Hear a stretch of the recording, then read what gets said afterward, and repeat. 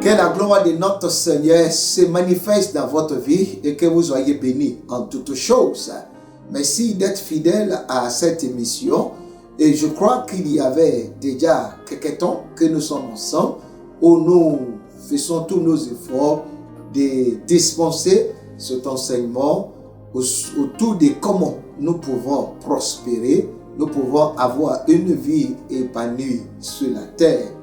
Comment est-ce que l'homme peut se connecter à la divinité, aux cieux, au ciel, pour que sa vie matérielle, sa vie sociale puisse devenir solide, épanouie et prospère. Nous avons déjà vu quelques types d'offrandes qui avaient été offertes dans la Bible. Premièrement, Abel et Caïn. Vous pouvez toujours revisiter tous ces messages sur notre page YouTube.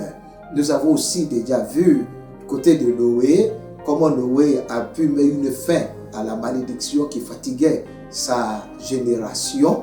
Nous avons débuté des différents types d'offrandes qui avaient été offertes par le patriarche Abraham. Nous avons vu la dernière semaine cette offrande qu'Abraham avait donnée, qui est la dîme donnée, offerte à Dieu par le canal de ce grand homme appelé Melchisédek. La semaine dernière précisément, nous avons vu aussi le sacrifice demandé par Dieu pour qu'Abraham puisse aller au-delà d'une bénédiction familiale et qu'il entre dans la bénédiction connectée à la possession d'un pays. Alors aujourd'hui, nous allons voir 5e type d'offrande et je dirais 3e type d'offrande qu'Abraham avait donné. Et cette offrande est connectée à la destruction de la stérilité. La stérilité.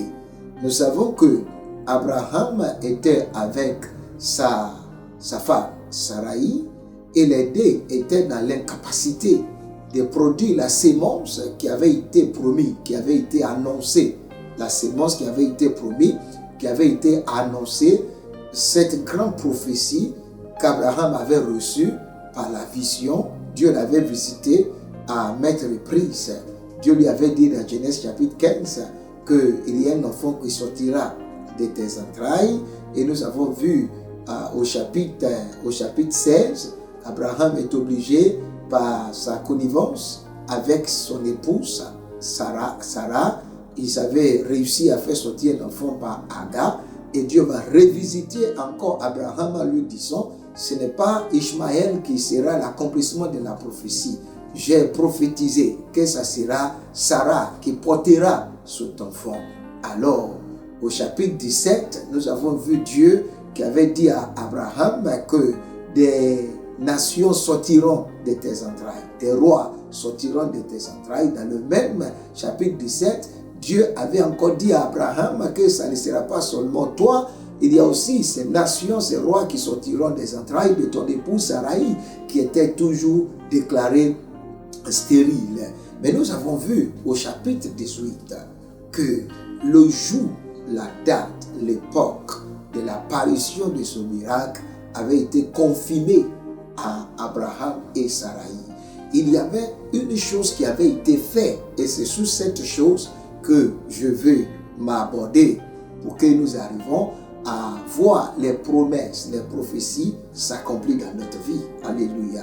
N'oublie pas ceci, c'est une chose est de recevoir la prophétie ou la promesse, d'autre chose est d'activer et de mettre en action l'accomplissement de la prophétie. Donc, nous allons voir comment activer la prophétie, comment appeler la prophétie à la manifestation à ce qui concerne la bénédiction matérielle.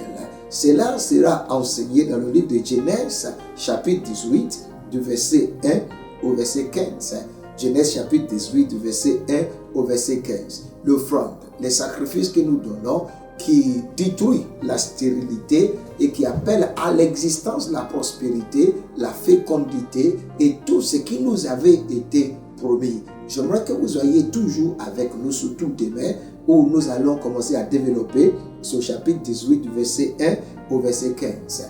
qu'est-ce que cet homme avait fait. Et c'est la même chose qui avait été répétée plus tard par des personnes comme l'épouse, la famille Manoah, et qui avait été répétée par la femme Shunem, et que nous avons vu beaucoup de personnes qui l'ont pratiqué, et la stérilité avait été détruite, et la promesse, la prophétie avait été réalisée. Je prie que cette semaine soit bénie au nom de Jésus-Christ. Je confie vos projets, je confie toutes vos entreprises entre les mains du Seigneur. Que la prospérité soit votre partage en cette semaine au nom de Jésus-Christ.